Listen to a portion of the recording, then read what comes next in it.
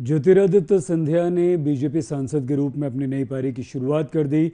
राज्यसभा में ज्योतिरादित्य सिंधिया ने पद और गोपनीयता की शपथ ले ली। ज्योतिरादित्य सिंधिया जब से बीजेपी में आए हैं उन्हें वहां पर अहमियत मिल रही है। स्थिति ये है कि शिवराज सिंह चौहान की सरकार में सिंधिया समर्थक मंत्रियों की संख्या 41% है।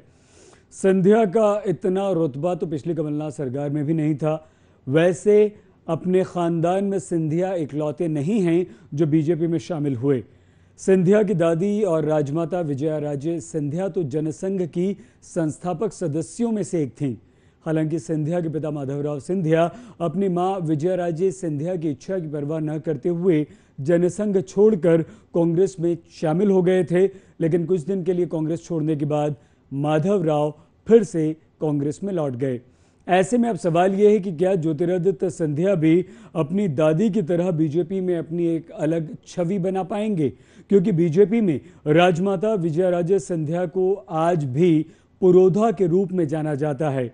यह सवाल इसलिए क्योंकि ज्योतिरादित्य सिंधिया की दादी विजया राजे सिंधिया ने भी कांग्रेस में 10 साल बिताने के बाद ही जनसंघ का रुख किया था। वो 1957 से 1967 तक कांग्रेस की ही सांसद रहीं। ये वो दौर था जब विजया राजे सिंधिया और इंदिरा गांधी में काफी गहरी दोस्ती हुआ करती थी। लेकिन तत्कालीन मुख्यमंत्री डीपी मिश्रा के साथ अनबन होने पर इंदिरा गांधी को चैलेंज करते हुए विजया राजे सिंधिया ने कांग्रेस को छोड़ दिया। इसका असर इतना जबरदस्त हुआ कि डीपी मिश्रा की सरकार भी गिर गई। दूसरे मुख्यमंत्री भी बने, लेकिन 19 महीने बाद वो सरकार भी चलती बनी। और कुछ ऐसा ही ज्योतिरादित्य सिंधिया ने भी मध्य प्रदेश में किया है। वैसे मध्य प्रदेश में कमलनाथ की सरकार गिराकर ज्योतिरादित्य सिंधिया ने सिर्फ अपने साथ हुए बुरे व्यवहार का ही बदला नहीं लिया, बल्कि अपने पिता माधवराव सिंधिया का भी बदला लिया। मध्य प्रदेश के राजनीतिक गलियारों में आज भी ये चर्चा होती है कि दिग्विजय सिंह और कमलनाथ के कारण से ही 1993 में ज्योतिरादित्य सिंधिया के पिता माधवराव सिंधिया मध्य प्रदेश के मुख्यमंत्री बनते बनते रह गए थे।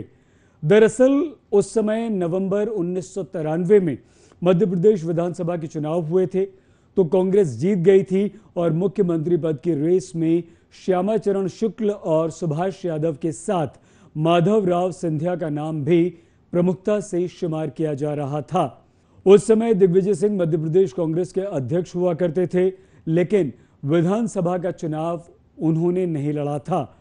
उस समय कमलनाथ को मध्य प्रदेश की राजनीति में कोई दिलचस्पी नहीं थी, क्योंकि कमलनाथ दिल्ली में ही चीजें अपने मन के मुताबिक पा रहे थे। दिग्विजय सिंह के साथ साथ अर्जुन सिंह को भी श्यामाचरण शुक्ल या सुभाष यादव से ज्यादा परेशानी तो नहीं थी, लेकिन दोनों कतई नहीं चाहते थे कि माधवराव सिंधिया मध्य प्रदेश के मुख्यमंत्री बने। कहा जाता है कि दिग्विजय सिंह मुख्यमंत्री बन गए और माधवराव सिंधिया दिल्ली में हेलीकॉप्टर तैयार करके फोन आने का इंतजार करते रह गए।